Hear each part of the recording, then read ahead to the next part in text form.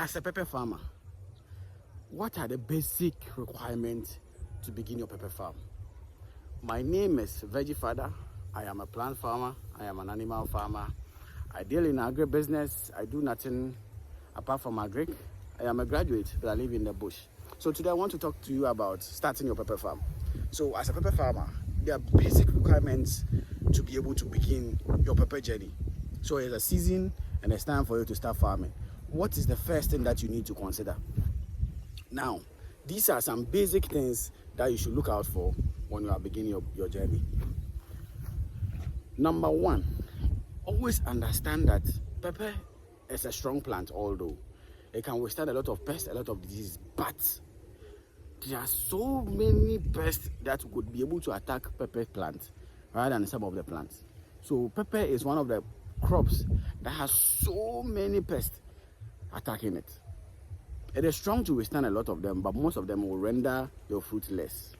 And it is across in this our region. I don't know about other countries, but in Ghana, there's a lot of pests that we fight when it comes to pepper farming. So always consider to get your agro-inputs, your pesticides on the right time before you begin your farming. Make sure before you even nest the seeds, you already have your pesticides, your fungicides, your pests and all those things down. It's very important. Number two, always get your inputs from the right source.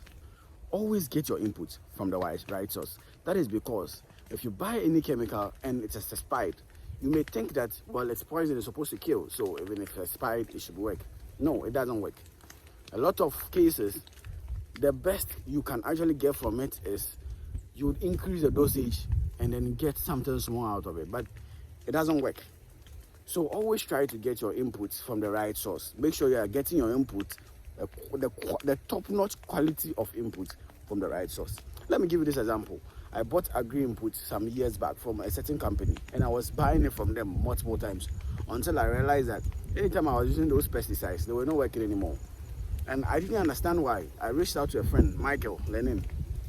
I spoke to him. I said, look, this is the pesticide I know that attacks this particular disease, but it's not working for me. Do you know anything else that I don't know? All he said was, well, I don't know, but these are some of the pesticides I use. And funny enough, it was similar to what I was using. But he gave me a location to be buying these pesticides from. And he ended up giving me the best of results I was looking for. Although I got the solution a little bit too late, so I couldn't get enough from it. But I realized that my source was a problem and not the chemical itself. It's not the active ingredient itself. So it was a source, right? That's number two. Now, number three, always understand that labor is a problem when it comes to farming in Africa, in Ghana. It's rather cheesy because you know that in Africa, there's a lot of unemployment, so you're supposed to have access to labor. But no, it is very difficult to have access to labor. I understand that you might be skeptical about the whole reason why, but that's it. We struggle with labor a lot. So if you are doing your farm, make sure not to overestimate your strength. If you are farming, look, try to stay within your strength so that if you don't have labor working for you, you can be able to do your own work. And if you overestimate your strength and you get to a point, you can lose everything, right? I can farm 1 acre and still be able to live comfortably with it for the whole year.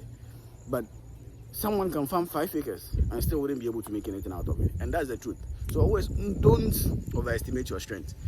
When you have labor that is consistent, use the strength that you think you can be able to control when labor is not there. It's very important to note that we are in Africa. You might be tempted to have the resources to be able to push for 20-30 acres of vegetable farm. I have no doubt. But be careful before you begin that. Finally, always have a plan. Before you even start it, make sure you have a pepper plan, a pepper farming plan, a guide that would be able to run through, a tested guide that will be able to run through your journey from beginning to end. It is very important that you have a plan before you begin the project. It is difficult to be able to come up with a plan because naturally we don't like sitting down to draw plans and all those stuff. I know people who love doing that, but it's very difficult. So try as much as possible to use a little bit of your time to do that job. It's very important, because without a plan, you'll fail. You'll fail. Yes, you will fail. If you don't have time, you can reach out to us. On my page, you can find contact information there. I have a team that can be able to assist you. Personally, I can be able to assist you if you want. But always have a plan before you begin the journey. Veggie Father, yeah.